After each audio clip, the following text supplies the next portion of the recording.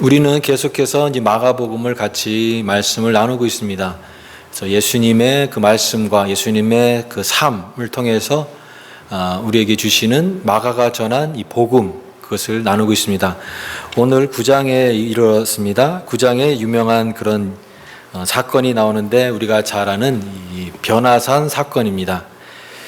공관복음, 그러니까 요한복음을 제외한 마태, 마가, 누가 복음을 이제 같은 그 시각을 가졌다 해서 공관복음이라고 얘기하는데, 이 공관복음에는 이 변화산 사건이 다 기록이 되어 있습니다. 그만큼 제자들에게 굉장히 인성이 깊었고 또 중요한 의미를 담고 있기 때문에 모든 그 복음서에 기록되어 있는 그런 말씀이다라고 생각이 됩니다. 예수님의 그 제자들이 12명이었죠. 그 12명 중에서도 더 그 안에 있는 그 이너서클이라고 할 수 있는 베드로, 요한, 야고보, 이 세 명의 제자들을 데리고 예수님께서 산에 오르셨습니다. 그러니까 왜 이렇게 세 명인가? 다른 다른 제자들도 있는데 이 사람들이 특별해서라고 생각할 수도 있고, 또 하나는 이 사람들이 정말 변화되어야 되기 때문에 예수님이 거기로 데려가셨을 것이다. 저는 이제 후자 쪽으로 이렇게 생각이 됩니다. 왜냐하면 이들이 정말 변화가 돼야지 이제 예수님 이후의 모든 사역들을 감당할 수 있기 때문에 예수님은 이 산에 데려가셨는데, 오늘 이 변화산에서 우리가 잘 아는 대로 그 앞에서 예수님이 변형되었다는 것입니다. 그러니까 갑자기 이렇게 사람이 이렇게 변화되는 그런 것이 얼마나 놀랍겠습니까? 우리는 그런 걸 경험하지 못했지만 이 현장에서 이 경험한 제자들에게는 그게 너무너무나 놀라운 일이었을 것입니다. 예수님이 완전히 희게 광채가 나면서, 옷에 광채가 나면서 이렇게 표현합니다. 3절에 빨래하는 자가 그렇게 희게 할 수 없을 만큼 매우 희어졌더라. 그러니까 우리가 하얀 그런 빛이라고 얘기했을 때 그 정도의 어떤 그런 수준이 아니라 정말 이거는 세상에서 표현할 수 없는 그런 빛이 났다는 것이죠.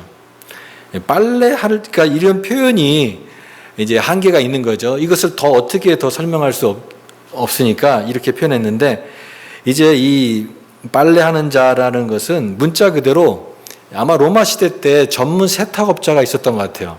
그래서 빨래를 하고 또 이렇게 표백을 하는 그런 전문업자가 깨끗하게 하고 하얗게 하는 그것 이상인, 얼마나 그 변화가 찬란했고 얼마나 신비했는지 이렇게 표현하고 있는 것입니다.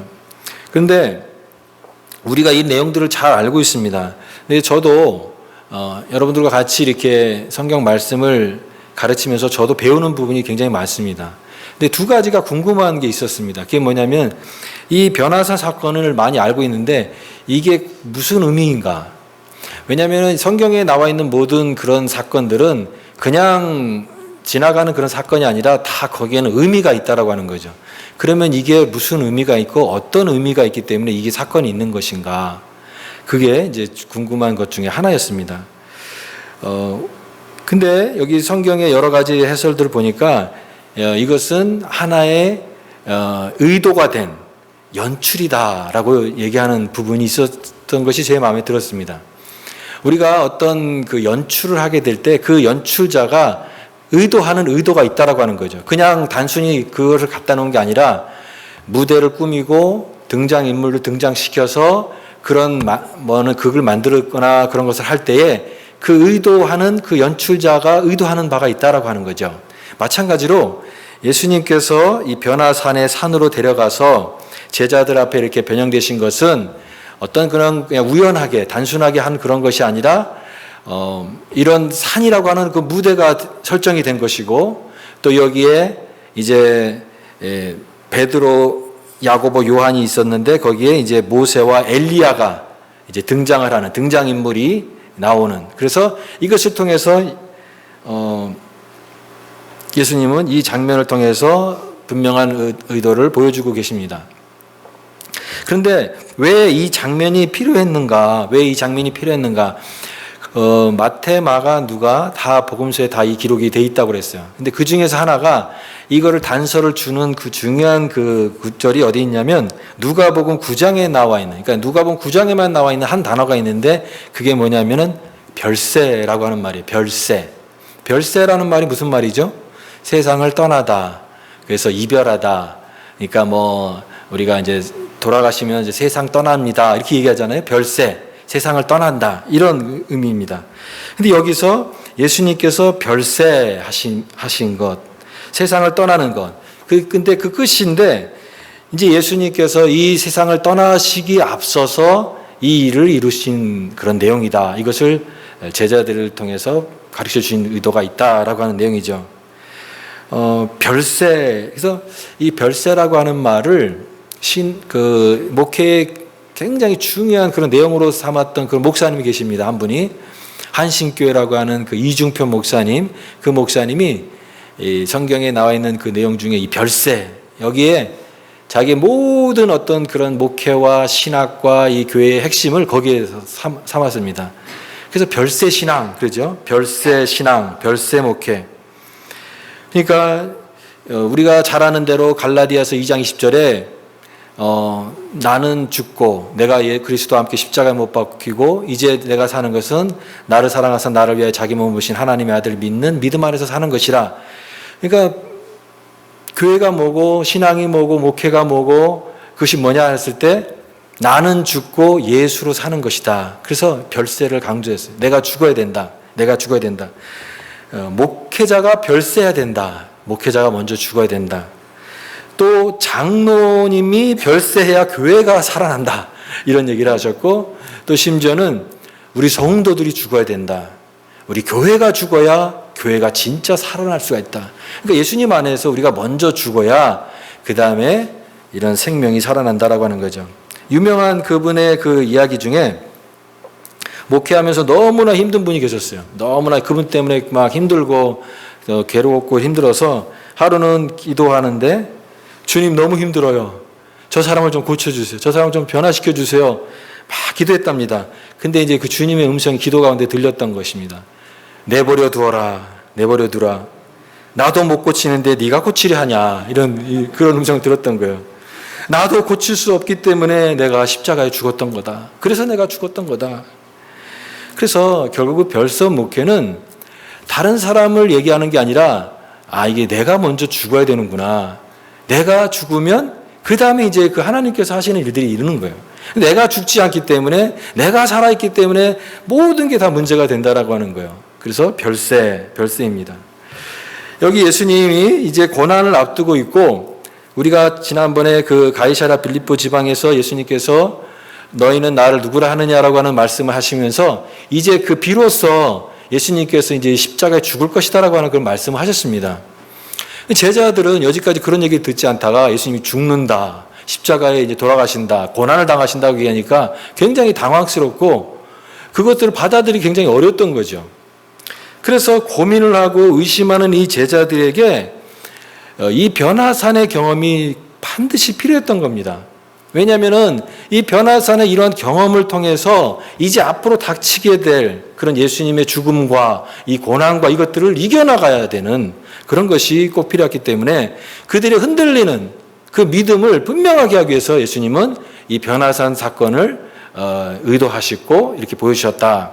그래서 여기 7절 말씀에도 보면은 하늘에서 이렇게 구름에서 소리가 나죠. 하나님의 음성이라고 얘기할 수 있죠. 뭐라고 말씀하십니까? 이는 내 사랑하는 아들이다. 너희는 저의 말을 들으라.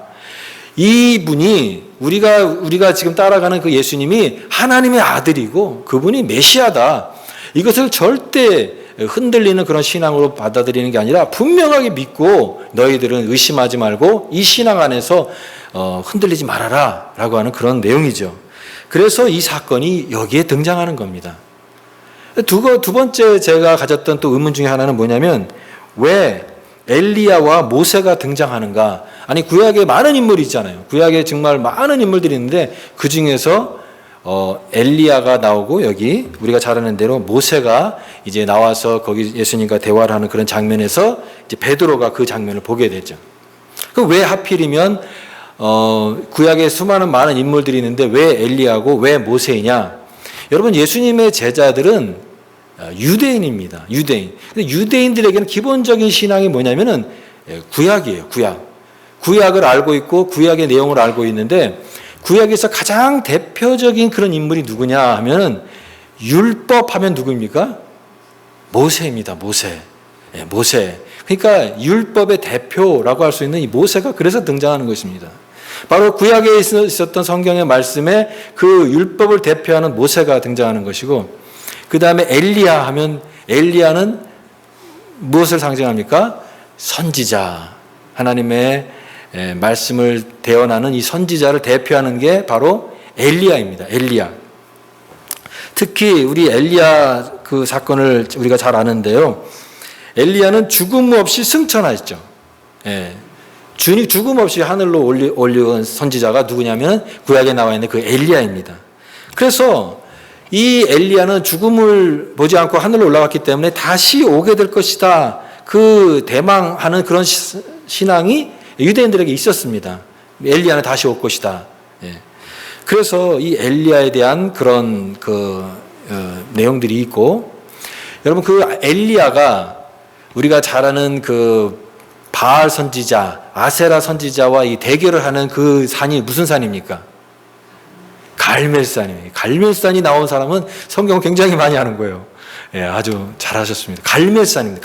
갈멜산에서 그 450명, 400명 도합 850대 1로 영적 대결을 해가지고 하나님의 그 응답을 불을 경험하면서 나중에 이제 그 모든 거짓 선지자들을 다 죽이지 않습니까? 그 승리한 영적 현장이 어디냐면 거기가 갈멜산입니다.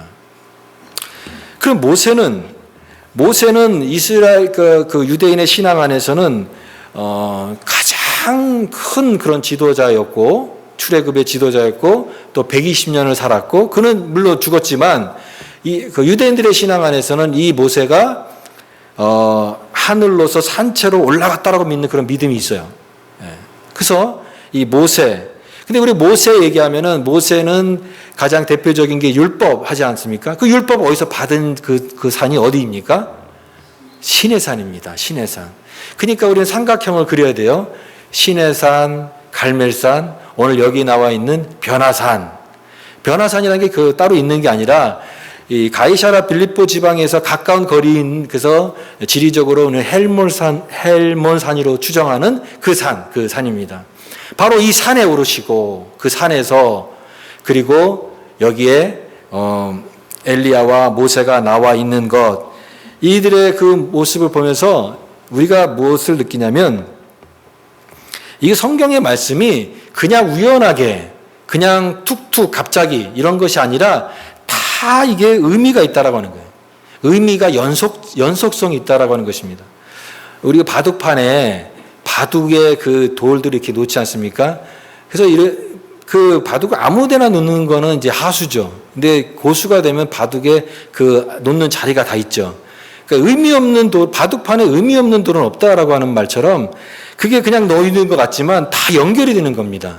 그래서 그 백수 앞을 내다본다라고 하는 말인 것처럼 그게 다 연결이 되는 거예요.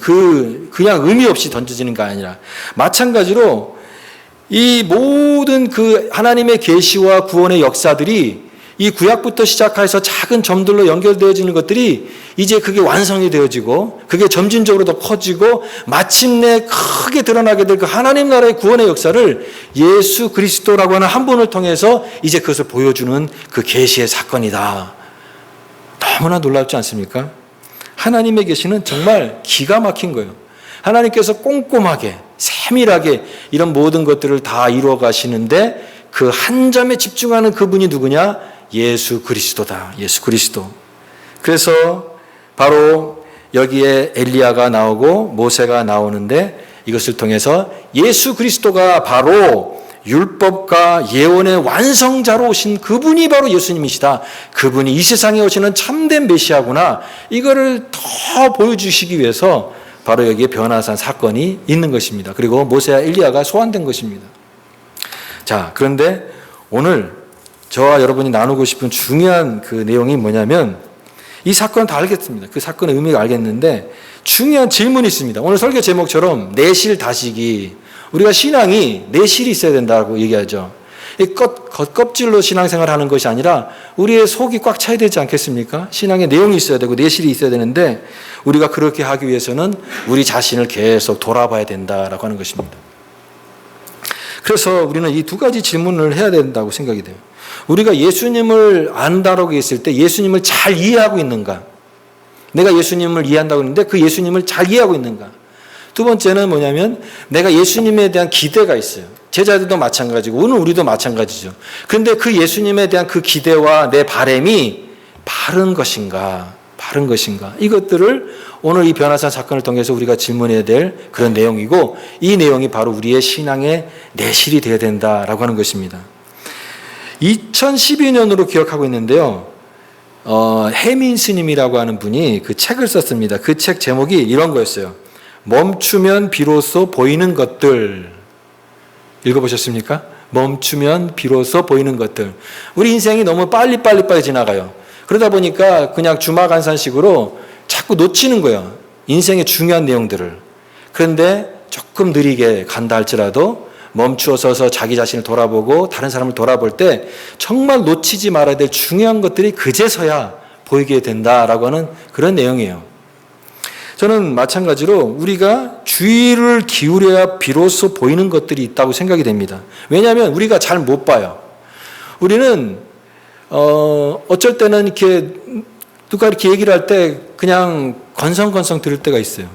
귀담아 듣지 않고 건성건성 들을 때가 있어요. 주의를 기울여야 되는데 그 주의를 기울이지 못해서 잘 모르는 부분이 너무 많은 거예요. 그리고 하나만 알고 둘은 모른다라고 하는 말처럼 내가 갖는 관심에는 굉장히 깊이 집착하지만 내가 관심 없는 부분에 대해서는 굉장히 모르는 그런 부분이 되게 많다라고 하는 것입니다. 오늘 여기 이 변화산에서 나와 있는 이 베드로의 모습을 한번 생각해 보십시오.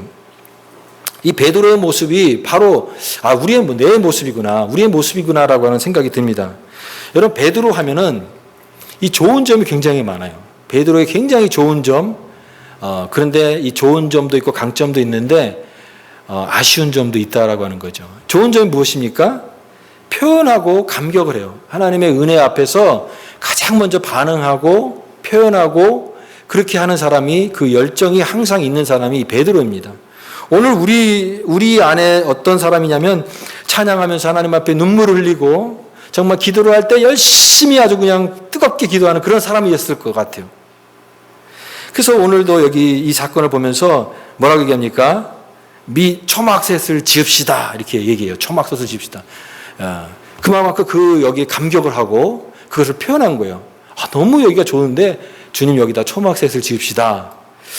우스갯소리로 한국교회에 초막셋이 있다는 거예요. 그게 뭐냐면 본당, 교육관, 수양관 이게 초막셋이라는 거예요. 뭔가 이렇게 큰 건물을 지어놓고 그럴듯한 그런 웅장한 그런 것을 통해서 우리의 그런 능력을 나타내고 싶어요. 그런데 이 베드로에게는 이런 표현도 있고 그런 열정도 있고 굉장히 좋은 점이 항상 있습니다. 그런데 아쉬운 점이 뭐냐? 베드로의 아쉬운 점이 뭐냐? 그 감격을 넘어서 그 너머에 있는 중요한 부분을 잘 파악하지 못한다라고 하는 것입니다. 중요한 부분을. 예수님이 그 영광 앞에 있지만 그 영광 뒤에 이제 따라오게 될 고난이라 십자가나 예수님의 그 고난 이런 부분에 대해서는 잘 인식하지 못해서. 그러니까 항상 결정적인 순간에 베드로가 실수를 하게 되고 예수님에게 야단을 맞지 않습니까?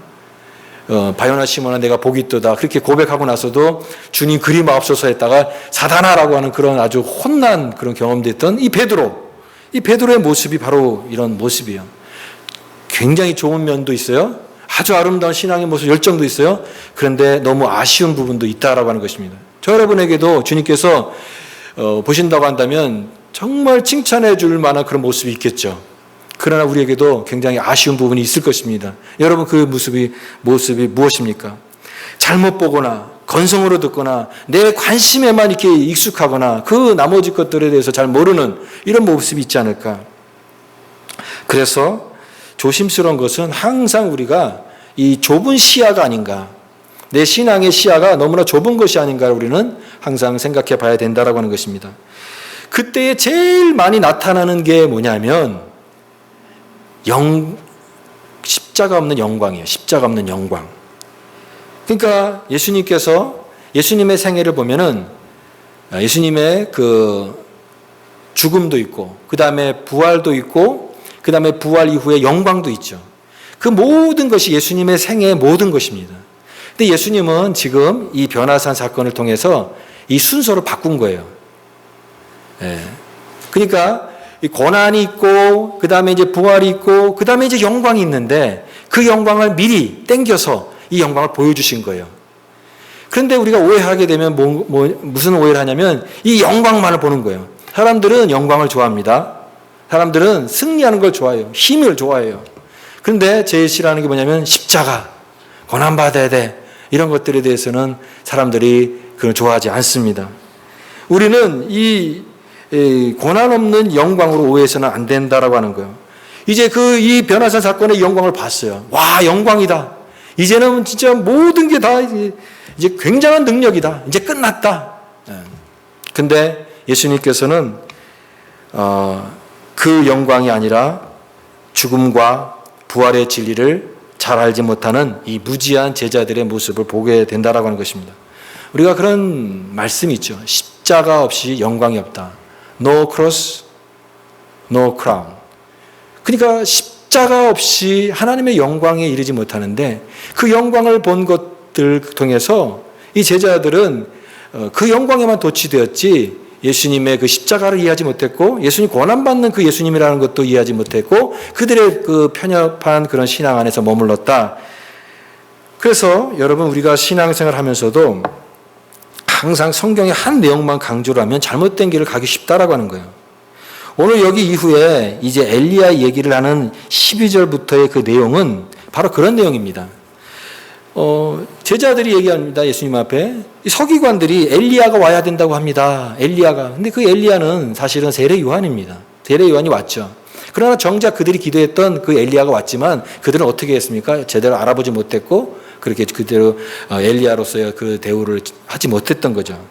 그래서 예수님께서 하시는 말씀이 결정적인 게 뭐냐면 너희들은 그것들은 알고 엘리야가 와야 된다라고 하는 그런 구약의 내용들을 잘 아는데 왜 구약에서 분명히 약속한 메시아가 영광의 메시아가 아니라 고난을 받아야 되고 십자가에 죽어야 되는 그 고난의 메시아인 것을 왜 깨닫지 못하느냐 그 말씀을 하신 거예요. 한 내용만 치우쳐서 자기 체험과 자기 주관만 강조하는 그 신앙은 온전한 믿음이 될 수 없다라고 하는 거예요. 우리가 이 기독교 신앙을 믿는다고 하는 것은 한 부분만 믿는 것이 아닙니다. 예수님의 영광도 믿어야 되고 예수님의 그 고난도 믿어야 되고 그 죽으심도 믿어야 되고 그리고 부활하심과 또 이제 부활 이후에 예수님께서 약속하신 다시 오실 그 재림과 또 이 세상 마지막의 심판. 그래서 이 말씀 안에 있는 이 모든 것들을 하나도 소홀히 하지 않고 균형 있게 우리는 다 신앙의 내용으로 믿고 바르게 믿어야 된다. 그것이 바른 신앙인 것이에요. 균형 있는 바른 믿음.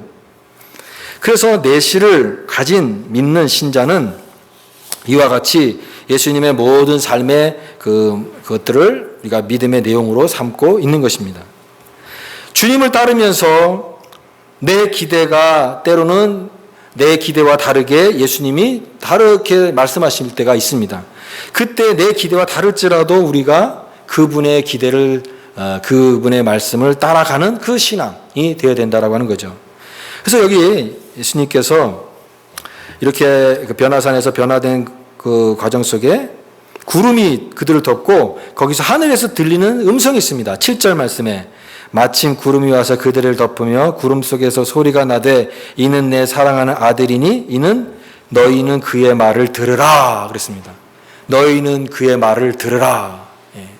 베드로가 막 얘기하고 베드로가 막 흥분해서 얘기하고 하는데 사실은 베드로는 이제 입을 닫아야 돼요. 마음을 가라앉혀야 돼요. 그리고 나서 먼저 집중해야 될 게 뭐냐면 하나님의 말씀을 듣는 겁니다. 너희는 그의 말을 들으라.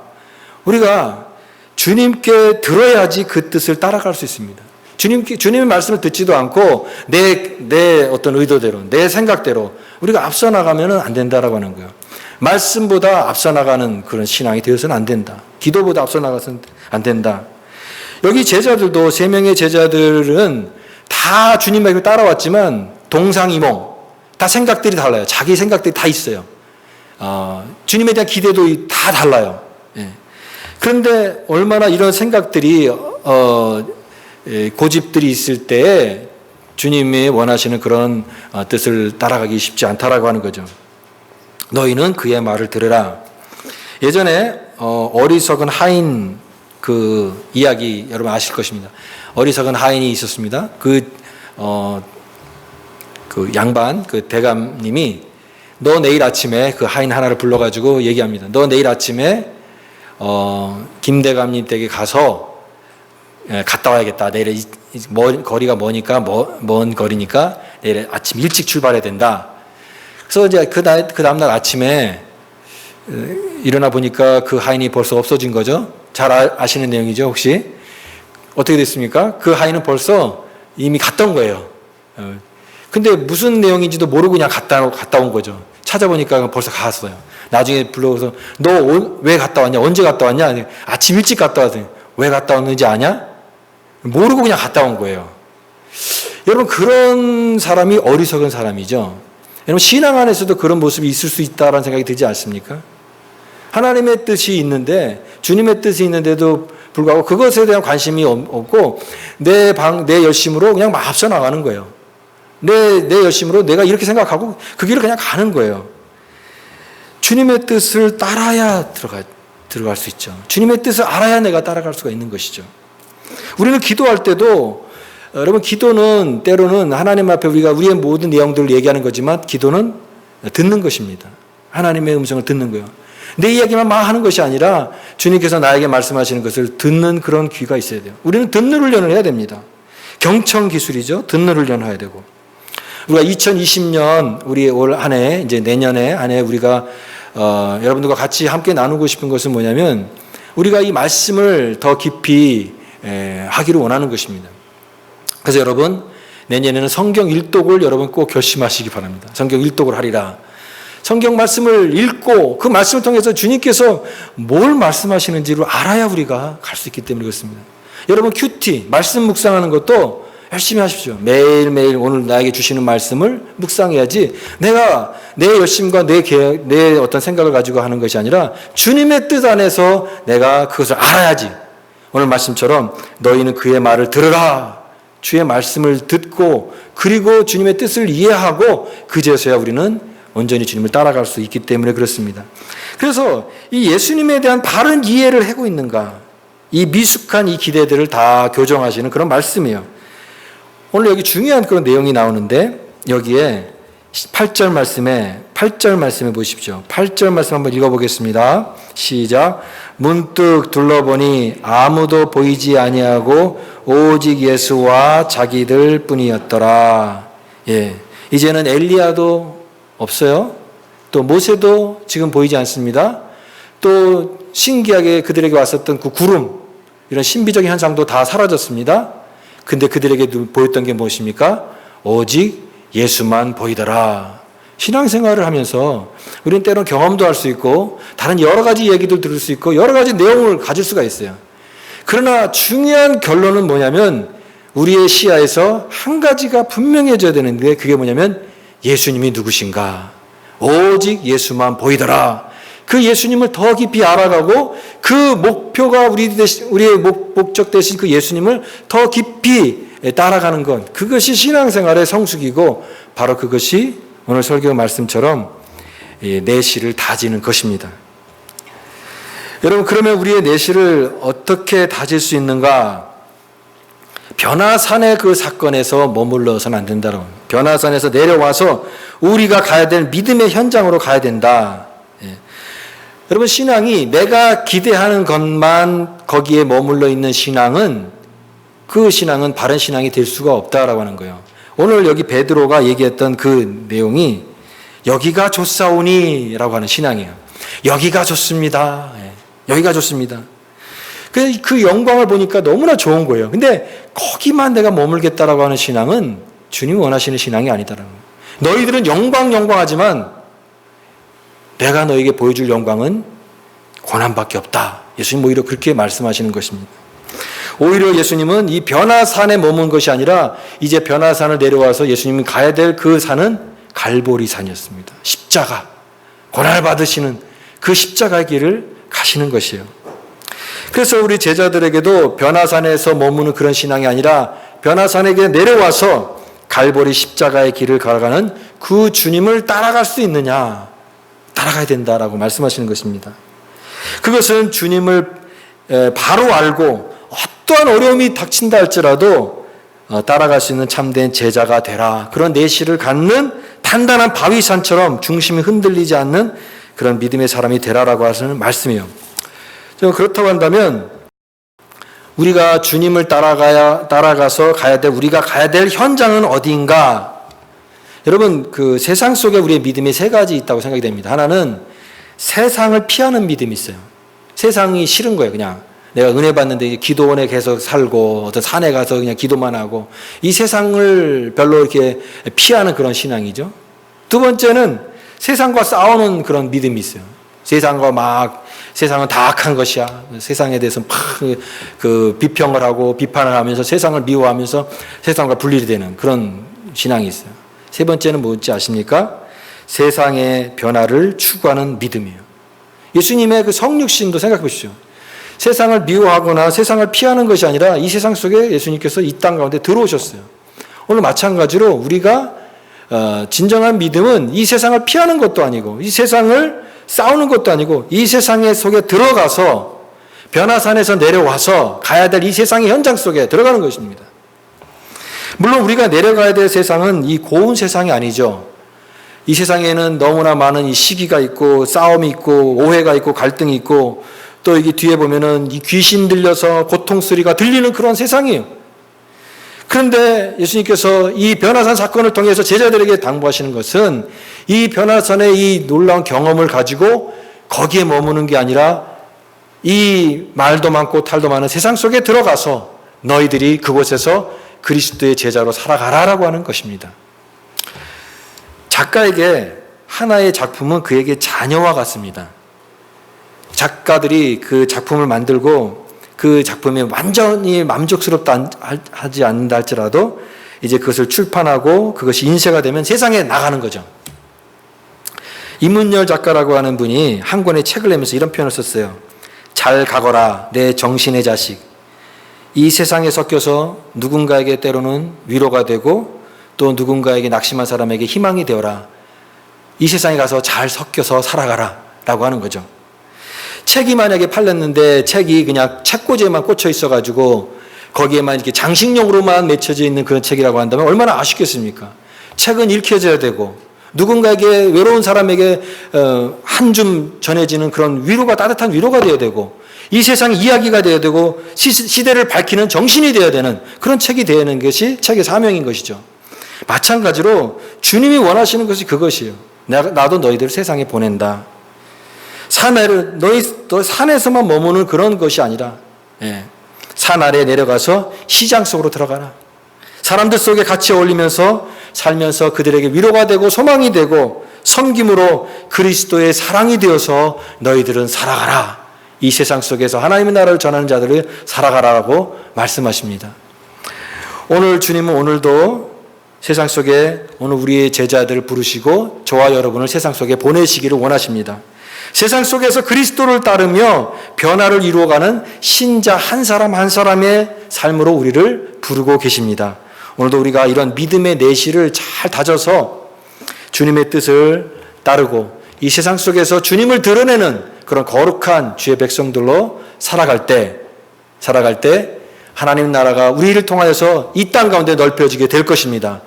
2020년도 한 해를 바라보면서 여러분 그런 내실을 갖는 참된 한 사람 한 사람의 신자가 되시기를 간절히 바랍니다.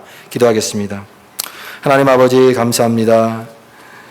오늘 우리를 주님의 제자로 부르셨는데 오늘 우리의 시야가 너무나 좁지 않은지 오늘 말씀을 통하여 깨닫게 하시니 감사드립니다. 이제 주님의 뒤를 저희들이 더 깊이 따라가면서 이제 하나님 주님께서 명령하신 이 세상을 향하여서 담대히 나아갈 수 있는 복음의 영광과 주님의 십자가와 부활과 모든 복음의 비밀을 저희들이 간직하고 이 세상에 나가서 주의 자녀로 힘있게 살아갈 수 있는 저희들 될 수 있도록 은혜를 더하여 주옵소서. 감사드리며 예수님 이름으로 기도드리옵나이다.